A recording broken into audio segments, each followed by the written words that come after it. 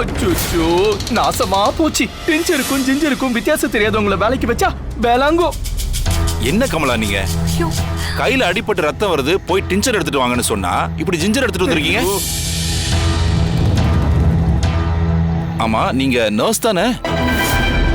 உங்களுக்கு அடிபட்ட first eight என்ன பண்ணணும்னு தெரியும்ல?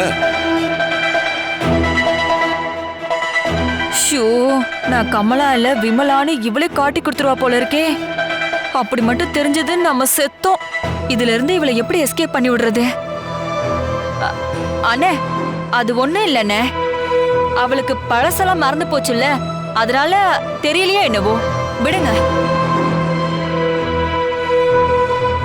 என்ன கமலா நீ இப்ப பழைய மாதிரி இல்ல, எல்லாம் சரியாயிடுச்சுன்னு சொல்லி தானே வேலைக்கு வந்து சேர்ந்த.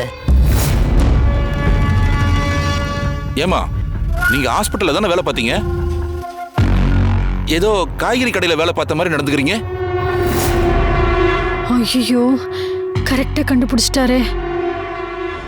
வேலைக்கு வச்ச ஆளுங்கெல்லாம் சுத்த வேஸ்ட், எதுக்குமே லாய்க் இல்ல. ஷோ, ப்ளீடிங் வேற நிக்கவே இல்ல. கொஞ்சம் இருங்க மம்மி, நான் போய் காட்டன் எடுத்துட்டு வரேன்.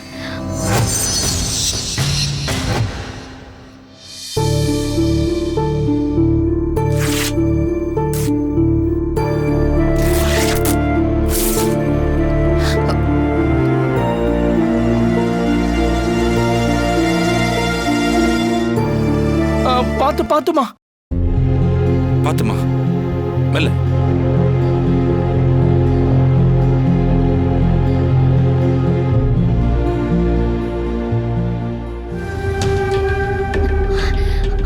மம்மி, ஹே, இத முன்னாடியே செஞ்சு தொலைச்சிருக்க வேண்டியதானே?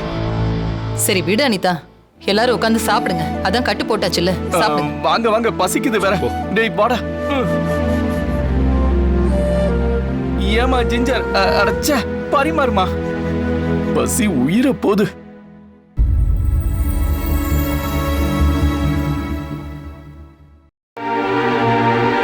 என்ன கமலா, அம்னிஷியா வந்து எல்லாம் மறந்து போச்சு, ஓகே.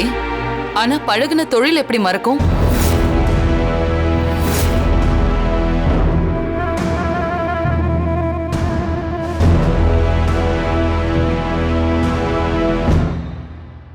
நான் எங்க பழகின தொழில மறந்தேன். இப்போ கூட ஒரு கூட்டத்துல லெஃப்ட்ல பூந்து ரைட்ல வந்தேன்னா என் மடியில பல்கா 10 பஸ் இருக்கும். கண்டவனாண்ட கையேந்தி பழக தேவையே இல்லை. என்ன பண்றது, எல்லாம் என் கரகம். இப்பெல்லாம் எவன் பர்ஸ்ல பணம் வைக்கிறான்? ஆதார் கார்டும் ஐடி கார்டும் தான் வைக்கிறான். என்ன கமலா, எது கேட்டாலும் திரு திருன்னு முழிக்கிற?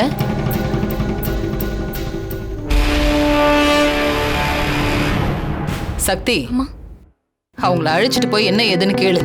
ஒரு மாதிரியா இருக்காங்க, டேப்லெட் ஏதாவது போடணும்னா பார்த்து போட சொல்லு. சரிங்கம்மா, வாங்கம்மா வாங்க.